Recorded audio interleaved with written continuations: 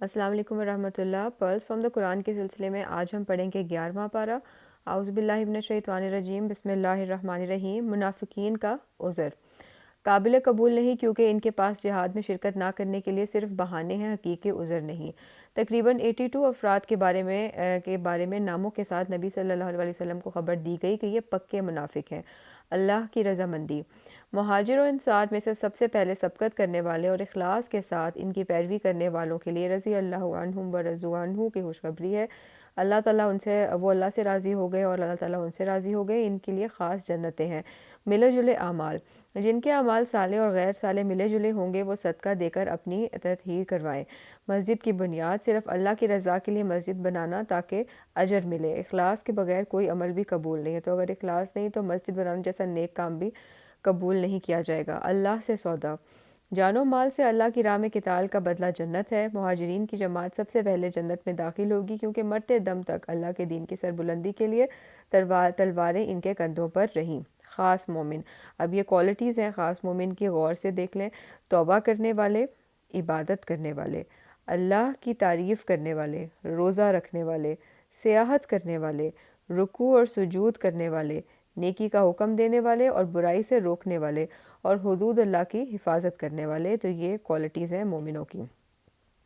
3 صحابہ سستی دکھانے پر معاشرتی بائیکاٹ کی شکل میں اللہ کی گرفت ہوئی۔ ان پر 50 دن بعد توبہ قبول ہوئی، اور فرض کی ادائیگی میں کوتاہی نہیں کرنی۔ نیکی کا جو بھی موقع ملے سستی کر کے نہیں گنوانا۔ تو غزوہ تبوک میں منافقین نے تو جب رسول اللہ صلی اللہ علیہ وسلم واپس آئے تو انہوں نے تو اپنے عذر بہانے بنا کے تو اپنی جان چھڑا لی، اور نبی صلی اللہ علیہ وسلم نے ان کو کچھ نہیں کہا۔ اور لیکن یہ 3 صحابہ تھے، ان کے نام ابھی میرے دماغ میں نہیں آ رہے، تو انہوں نے سچ بتایا کہ بھئی ہم اپنی سستی کی وجہ سے، اور کوئی ہماری سستی کے علاوہ اور کوئی وجہ نہیں تھی کہ ہم نہیں شامل ہو سکے، تو پھر ان کے لیے ایک سوشل بائیکاٹ کیا گیا تھا، اور 50 ڈیز کے بعد پھر ان کی توبہ قبول ہوئی تھی، اور یہ سارا معاملہ ہوا۔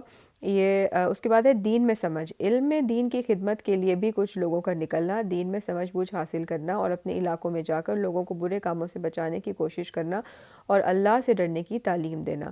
نبی صلی اللہ علیہ وسلم کی تڑپ، مومنوں کی تکلیف گرا اور ان کی ہدایت کے حریص، ان پر شفیق اور مہربان۔ اللہ پر بھروسے کی دعا، سب بہت پیاری دعا ہے یہ آخری آیت سورۃ توبہ کی، حسبی اللہ لا الہ الا ہوا علیہ توکلت وہو رب العرش العظیم۔ بہترین دعا ہے جب بھی دل میں انگزائٹی اور ڈپریشن یا اس طرح ہو، اور ویسے بھی یہ دعا روز صبح کے اذکار میں اور شام کے اذکار میں 7 دفعہ پڑھنی چاہیے۔ دنیا پر راضی، اللہ کی ملاقات کی توقع نہ رکھنا، پوری توجہ دنیا طلبی پر ہونا اور مطمئن ہونا کہ ہم ٹھیک راستے پر ہیں۔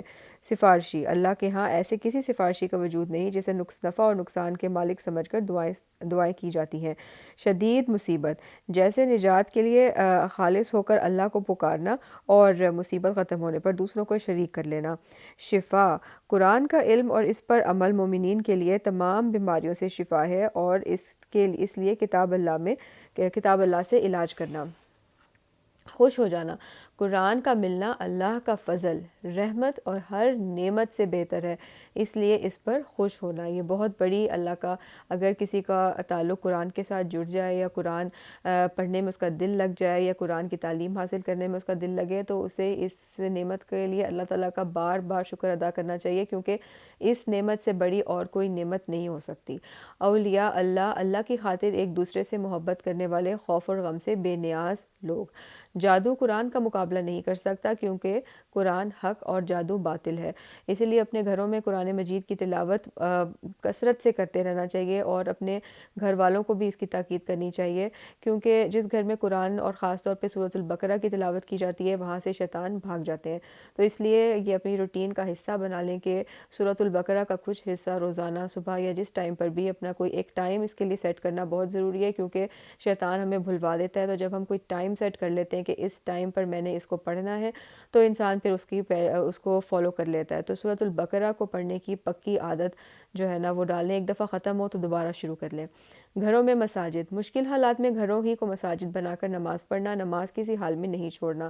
موت کا وقت کا اسلام قبول نہیں، فرعون نے ڈوبتے ہوئے اقرار کیا، مگر اسے کہا گیا کہ کیا اب، یعنی اتنی نشانیاں دیکھنے کے باوجود وہ اسلام نہیں لایا، اور جب اس کے اوپر پانی آ گیا اور وہ مرنے لگا تو اس وقت وہ کہنے لگا کہ میں بنی اسرائیل کے خدا پر ایمان لاتا ہوں، تب بھی اس نے یہ نہیں کہا کہ میں اللہ پر ایمان لاتا ہوں۔ نشان عبرت، فرعون کے بدن کو بچا کر بعد میں آنے والوں کے لیے عبرت کی مثال بنا دیا گیا، اور یہ ایک فیرو کی باڈی ملی تھی جس کے اوپر سالٹس جو تھے، سی سالٹس وہ ملے تھے، تو اللہ تعالیٰ نے فرعون کی اللہ تعالیٰ بہتر جانتے ہیں کہ وہ اسی کی ہے کہ نہیں بہرحال، لیکن اللہ تعالیٰ نے اس کی باڈی کو لوگوں کے لیے ایک نشان بنا دیا، کیونکہ ہمیں یہ قرآن سے پتہ چلتا ہے۔ قوم نوح اپنی نبی کو جھٹلایا تو اللہ نے انہیں ڈبو دیا اور نوح علیہ السلام اور ان کے ایمان لانے والے ساتھیوں کو بچا لیا۔ قوم یونس، عذاب آنے سے پہلے ہی اپنی غلطی کا احساس ہونا اور توبہ کرنے پر اللہ نے ان کے عذاب کو ٹال دیا۔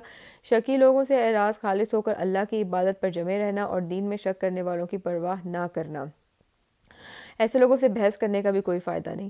نفع اور نقصان، اللہ کے علاوہ کوئی نفع اور نقصان نہیں دے سکتا، اس لیے کسی اور سے دعا نہ کرنا۔ یہ تو چیز پلے باندھ لینی چاہیے کہ نفع اور نقصان، پین بھی نہیں لکھ رہا، نفع اور نقصان جو ہے وہ صرف اور صرف اللہ تعالیٰ کے ہاتھ میں ہے، اس لیے کسی اور سے تو دعا مانگنے کا کوئی فائدہ ہی نہیں ہے۔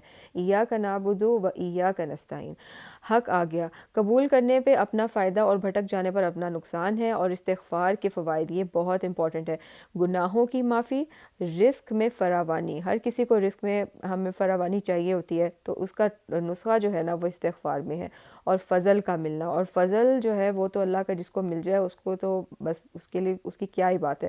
تو لہٰذا اگر ہمیں یہ سب چیزیں چاہیے تو استغفار کی کثرت کرنی چاہیے، اور استغفار صرف استغفر اللہ استغفر اللہ استغفر اللہ پڑھنا ہی نہیں ہے، بلکہ سوچ سوچ کے انسان کو اپنے گناہوں کے بارے میں اور پھر استغفار کرنی چاہیے اللہ تعالیٰ سے، اور خاص طور پہ آج کل جب روزہ کھلنے لگے تو اس سے پہلے استغفار کی دعائیں ضرور پڑھنی چاہیے، یاد سے اپنے گھر والوں سے بھی کہنا چاہیے کہ وہ پڑھیں، تاکہ جب گناہ جو ہوتے ہیں وہ کئی نعمتوں کے راستے میں رکاوٹ بنے ہوتے ہیں، اور جب وہ گناہ معاف ہو جاتے ہیں تو وہ نعمتیں حاصل ہو جاتی ہیں۔ لہٰذا استغفار کی کثرت کرنی ہے، یہ میرے لیے ہم سب کے لیے ریمائنڈر ہے۔ آئیے اپنی غلطیوں کا احساس کر کے اللہ سے توبہ اور استغفار کریں، اللہ تعالیٰ ہم سب کے گناہوں کو معاف کر دیں، آمین ثم آمین۔